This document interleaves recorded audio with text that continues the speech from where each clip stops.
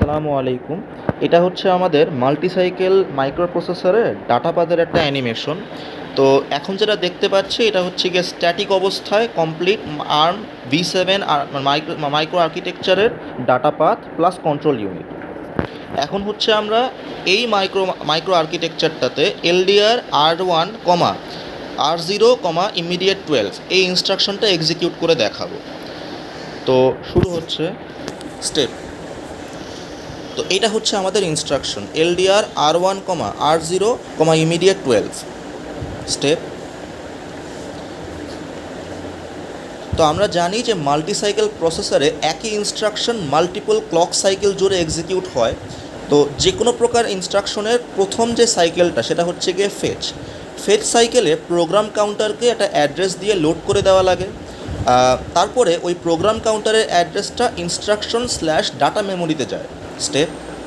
ইনস্ট্রাকশন/ডাটা memory থেকে এই অ্যাড্রেসের corresponding যে মেশিন কোডটা, সেই মেশিন কোডটা একটা টেম্পোরারি রেজিস্টারে স্টোর হয়, যাকে আমরা নাম দিই ইনস্ট্রাকশন রেজিস্টার। স্টেপ। তারপরে এই প্রোগ্রাম কাউন্টারকে 4 বাড়ায় দেওয়ার মাধ্যমে আমরা পরবর্তী ইনস্ট্রাকশনের দিকে প্রোগ্রাম কাউন্টারটাকে পয়েন্ট করে রাখি। তো আমরা দেখতে পাচ্ছি সবুজ কালারের যে স্কিপ কানেকশনটা, ওইটা প্রোগ্রাম কাউন্টারকে ALUর দিকে নিয়ে যাচ্ছে। স্টেপ। উপরে সবুজ কালারের যে রেক্ট্যাঙ্গুলারটা, এটা হচ্ছে কি আমাদের কন্ট্রোল ইউনিট।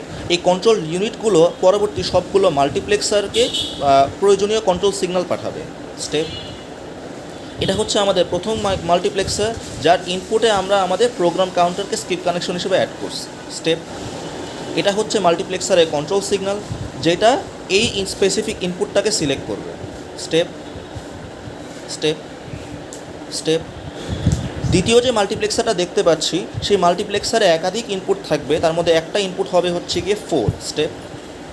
সবুজ কালারের যে আমরা ছোটো লাইন দেখতে পাচ্ছি, ওটা হচ্ছে আমাদের ইনপুট 4।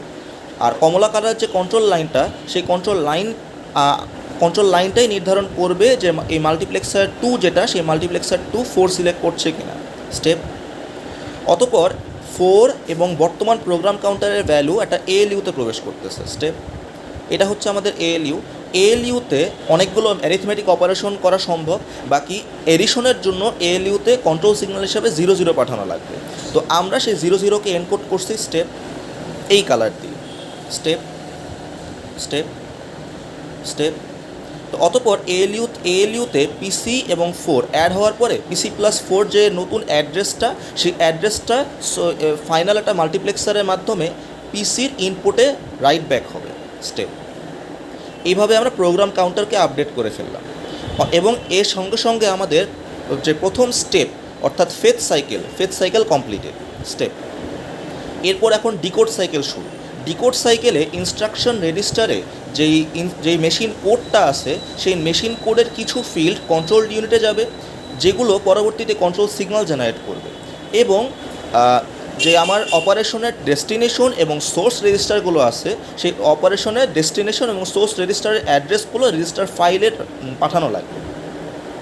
Step step step. তো আমরা দেখতে পাচ্ছি যে আমাদের অপারেশনের যে প্রথম সোর্স ওয়ান যে রেজিস্টারটা, সেই রেজিস্টারের অ্যাড্রেসটা আমরা এখন এই মাল্টিপ্লেক্সারের মাধ্যমে রেজিস্টার ফাইলে পাঠাচ্ছি। স্টেপ। এটা হচ্ছে আমাদের রেজিস্টার ফাইল। দেখতে পাচ্ছি যে রেজিস্টার ফাইলে এখন কারেন্টলি 2টা অ্যাড্রেস প্রবেশ করেছে। একটা হচ্ছে আমাদের সোর্স 1-এর অ্যাড্রেস, আর একটা হচ্ছে গিয়ে আমাদের সোর্স 2-এর অ্যাড্রেস। স্টেপ। এটা দুঃখিত, এর আগের যে অ্যাড্রেসটা প্রবেশ করছে ওটা হচ্ছে গিয়ে ডেস্টিনেশন রেজিস্টারের অ্যাড্রেস, অর্থাৎ আমাদের রেজিস্টার ফাইলে সবার নিচে যে কানেক্টিং লাইনটা, সেই লাইনটা হচ্ছে যেই রেজিস্টারে আমি রাইট ব্যাক করব, মানে মেমোরি থেকে ডাটা নিয়ে যেই রেজিস্টারে আমি স্টোর করব, সেই রেজিস্টারের অ্যাড্রেস। স্টেপ। আর আমাদের সোর্স 2 হচ্ছে কি একটা ইমিডিয়েট, সো আমরা ইমিডিয়েটের যে এক্সটেন্ডার ব্লক ওটা নিচে দেখতে পাচ্ছি। Step step. দেখতে পাচ্ছি যে আমাদের এই এক্সটেন্ডারকে প্রয়োজনীয় কন্ট্রোল সিগন্যাল জেনারেট করছে আমাদের কন্ট্রোল ইউনিট। আমরা জানি যে LDR বা যে কোনো ডাটা প্রসেসিং ইনস্ট্রাকশনের মেশিন কোডে সোর্স 2-এর যে ফিল্ডটা, সেখানে ইমিডিয়েট হয় 8 বিটের এবং 4 বিট রোটেশনের ফিল্ড থাকে। তো ওই মোটে 12 বিটের ইমিডিয়েটকে 32 বিটে কনভার্ট করার জন্য, অর্থাৎ কিছু এক্সট্রা বিট প্যাড করার জন্য আমাদের এই এক্সটেন্ডার ব্লক ইউজ করা লাগে। স্টেপ। এরপর আমরা দেখতে পাচ্ছি যে আমাদের ইমিডিয়েটটা এই আরেকটা মাল্টিপ্লেক্সারে প্রবেশ করতেছে এবং স্টেপ স্টেপ স্টেপ এবং আমরা দেখতে পাচ্ছি যে আমাদের স্টেপ এরপর আমরা দেখতে পাচ্ছি যে আমাদের রেজিস্টার ফাইল থেকে সোর্স ওয়ানের যে কন্টেন্টটা সেই কন্টেন্টটা রাইট হচ্ছে একটা টেম্পোরারি রেজিস্টার থেকে সেটা যাচ্ছে একটা মাল্টিপ্লেক্সারে এবং ইমিডিয়েটটা যাচ্ছে অপর একটা মাল্টিপ্লেক্সারে। এবার এই দুইটা ভ্যালু এএলইউর মাধ্যমে যোগ হয়ে সেটা ইনপুট মাল্টিপ্লেক্সার অর্থাৎ পিসির পরবর্তী মাল্টিপ্লেক্সার পিসি প্রাইমে যাচ্ছে। পিসি প্রাইম থেকে এই অ্যাড্রেসটা আবার নতুন করে ডাটা মেমোরিতে প্রবেশ করতেছে। আমরা জানি যে মাল্টিসাইকেল প্রসেসরে ইনস্ট্রাকশন এবং ডাটা মেমোরি সেম। এটার কারণ হচ্ছে যে আমরা একই সাইকেলে ইনস্ট্রাকশন এবং ডাটা ফেচ করতেছি না। যেই সাইকেলে ইনস্ট্রাকশন ফেচ করতেছি ওই সাইকেলে ডাটা ফেচ করা হচ্ছে না।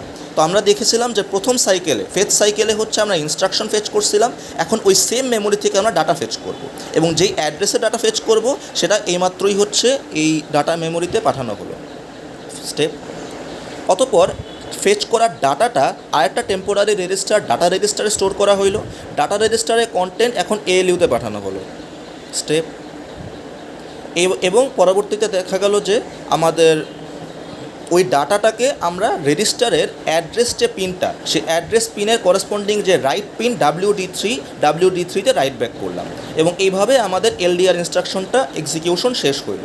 তো আমরা মেইনলি হচ্ছে R1 রেজিস্টারের মধ্যে R0+12 এই মেমোরি অ্যাড্রেসের কন্টেন্ট লোড করলাম।